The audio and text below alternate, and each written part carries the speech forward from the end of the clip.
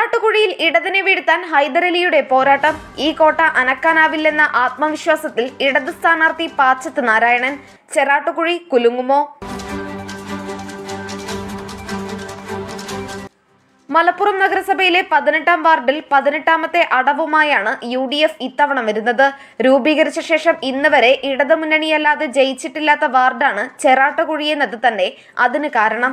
വികസനം എത്താത്ത വാർഡുകളിൽ ഒന്നാണ് ചെറാട്ടുകുഴിയെന്നും ഇത്തവണ ചരിത്രം തിരുത്തുമെന്നും UDF സ്ഥാനാർത്ഥി ഹൈദരലി പറയുന്നു.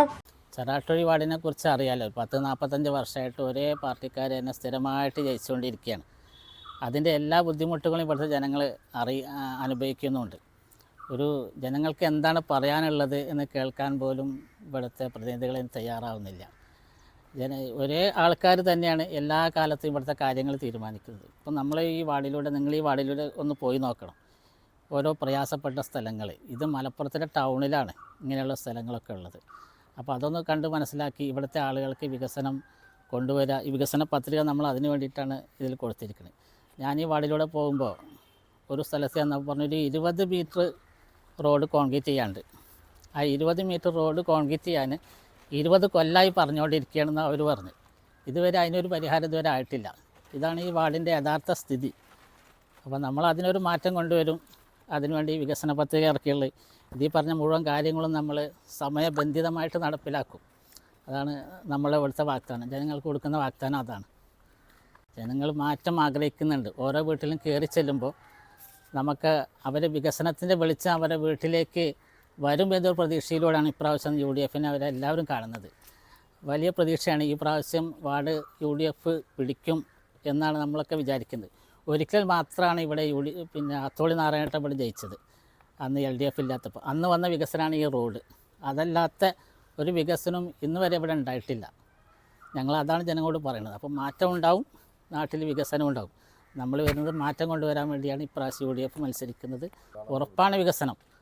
നമ്മളുടെ വാഗ്ദാനം അതാണ്, ഉറപ്പാണ് വികസനം. എന്നാൽ സാധ്യമായ എല്ലാ വികസനങ്ങളും ജനക്ഷേമപരമായ എല്ലാ പദ്ധതികളും ഈ വാർഡിൽ കൊണ്ടുവരുമെന്ന് നിലവിലെ കൗൺസിലർ രമണി പറയുന്നു.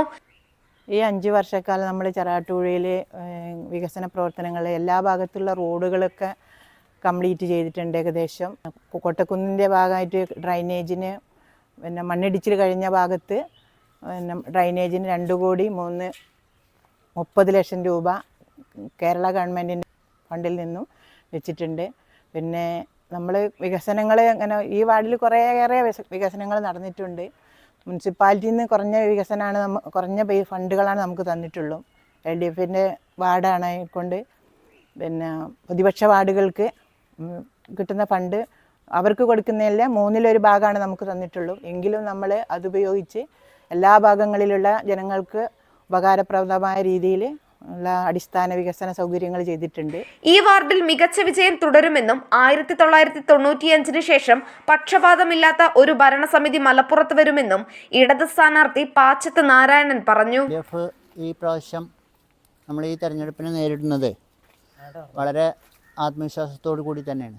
കാരണം എന്താ വെച്ചാൽ ഈ LDF ഗവൺമെൻറ് നടപ്പാക്കിയ ഒരുപാട് പദ്ധതികൾ അത് ജനങ്ങളുമായിട്ട് ചർച്ച ചെയ്തുകൊണ്ടാണ് ഞങ്ങൾ ഈ പ്രവർത്തനത്തിന് ഇറങ്ങുമ്പോൾ തന്നെ ആ കാര്യങ്ങൾ വളരെ കൃത്യമായിട്ട് അച്ചടിച്ചുകൊണ്ട് വീടുകളിലൊക്കെ കൊടുത്ത് അത് വോട്ടർമാരോട് ചർച്ച ചെയ്തുകൊണ്ട് ഇനി അടുത്ത LDF ഗവൺമെൻറ് കൂടി വന്നു കഴിഞ്ഞാൽ അടുത്ത 5 വർഷത്തിൽ കൂടി നടപ്പാക്കാനുള്ള പദ്ധതികൾ നമ്മൾ സംസ്ഥാനത്തും അതുപോലെ തന്നെ നമ്മുടെ വാർഡിൽ പ്രത്യേകിച്ചും നടപ്പാക്കേണ്ട പദ്ധതികളെ സംബന്ധിച്ച് നമ്മളൊരു കൃത്യമായിട്ട് അതിനെ പറ്റിയൊരു ധാരണയും ഇതൊക്കെ ഉണ്ടാക്കിയിട്ടുണ്ട്.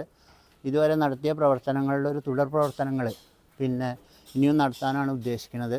ഇപ്പോൾ ടൗണിൻ്റെ അടുത്ത പ്രദേശത്ത് കിടക്കുന്ന സ്ഥലമാണെങ്കിലും ഈ ഫ്ലക്സ് ബോർഡുകൾ കുറേ വെച്ചു എന്നല്ലാതെ വേറെയുള്ള വികസന പ്രവർത്തനങ്ങളും മലപ്പുറം ടൗണിൻ്റെ 1 കിലോമീറ്ററിന് ഉള്ളിലുള്ള സ്ഥലമാണ് ചെറാട്ടുകുഴി വാർഡ്. പക്ഷേ എന്തെങ്കിലും ആവശ്യങ്ങൾ പറഞ്ഞാൽ നമ്മളിപ്പോൾ ഈ പ്രധാനപ്പെട്ട റോഡ് തന്നെ പ്രധാനപ്പെട്ട ബൈപ്പാസ് റോഡാണ് ഇത്. അന്ന് പിന്നെ നമ്മളെ സർക്കാരിൻ്റെ LDF സർക്കാർ നടപ്പാക്കിയ വൺ ടൈം സെറ്റിൽമെൻറ്റ് എന്ന് പറഞ്ഞിട്ട് 1 കോടി രൂപ ചിലവഴിച്ചുകൊണ്ട് റോഡ് ആദ്യമുള്ള റോഡ് നമ്മൾ റബ്ബറൈസ് ചെയ്യാനുണ്ടായത് 1 കോടിയോളം രൂപ ചിലവഴിച്ചുകൊണ്ട്.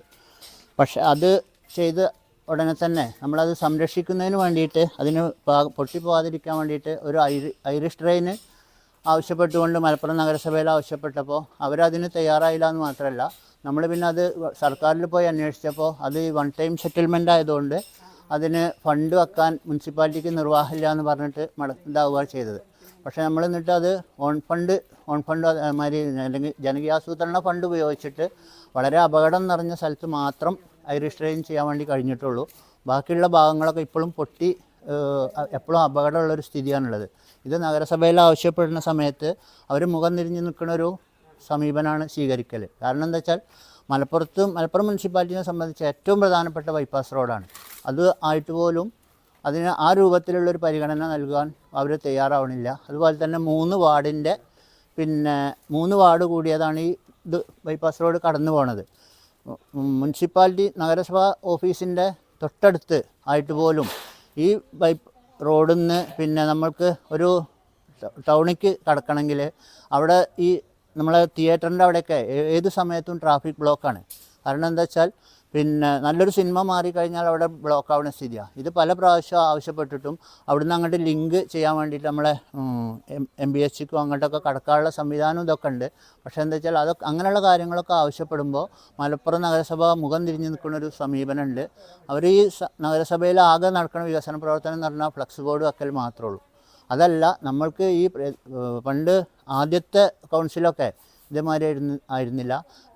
യാക്കൂബ് ഒക്കെ അതേമാതിരിയുള്ള മുൻകാല കൗൺസിലൊക്കെ നമുക്ക് ഫണ്ട് വരുമ്പോൾ ഒരു നല്ലൊരു ശതമാനം തുക പ്രതിവർഷ വാർഡിക്കും കൂടി തന്നിരുന്നു. പക്ഷെ അതിന് വ്യത്യസ്തമായിട്ടാണ് കഴിഞ്ഞ 5 വർഷം നഗരസഭ പെരുമാറിയിട്ടുള്ളത്. അപ്പോൾ അതിനൊക്കെ ഒരു മാറ്റം വരുത്താൻ വേണ്ടിയിട്ടാണ് ഈ തവണ മലപ്പുറം നഗരസഭ നമ്മൾ LDFൻ്റെ നേതൃത്വത്തിൽ ഭരിക്കുന്നുള്ളൊരു ഉദ്ദേശത്തോടു കൂടി തന്നെയാണ് നമ്മൾ തിരഞ്ഞെടുപ്പിനെ നേരിടുന്നത്. അതിന് അനുകൂലമായിട്ടുള്ളൊരു സാഹചര്യം ഇപ്പോൾ എല്ലായിടത്തും ഉണ്ട്, രൂപപ്പെട്ട് വന്നിട്ടുണ്ട്.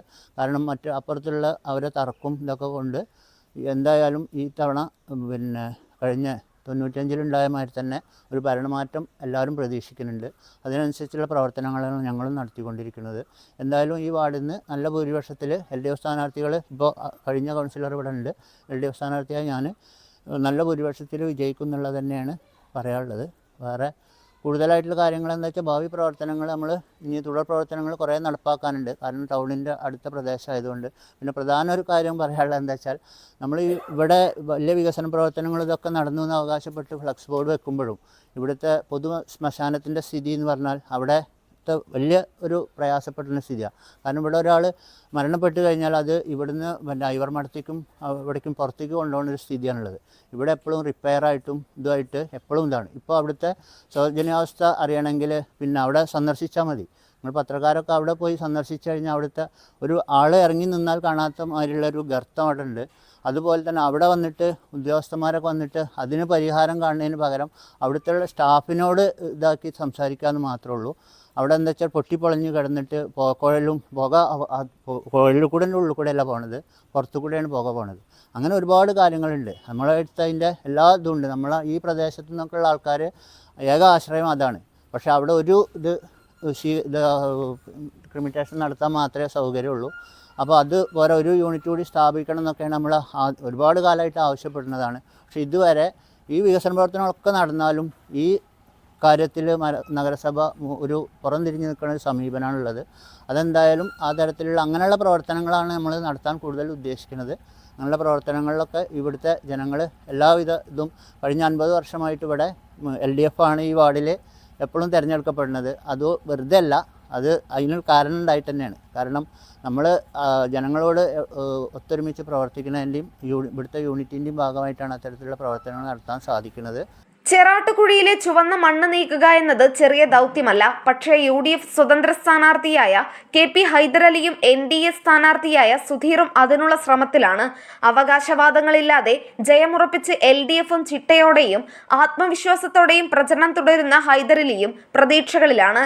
തിരഞ്ഞെടുപ്പ് പ്രചരണം ദിവസേന ചൂടുപിടിച്ചു വന്നതോടെ ചെറാട്ടുകുഴിയിൽ ഗോതയുണർന്നു കഴിഞ്ഞു. അടുത്ത ദിവസങ്ങളിൽ അംഗം മുറുകുമെന്ന് പ്രതീക്ഷിക്കാം. Nandana Babu, SS news, Malappuram.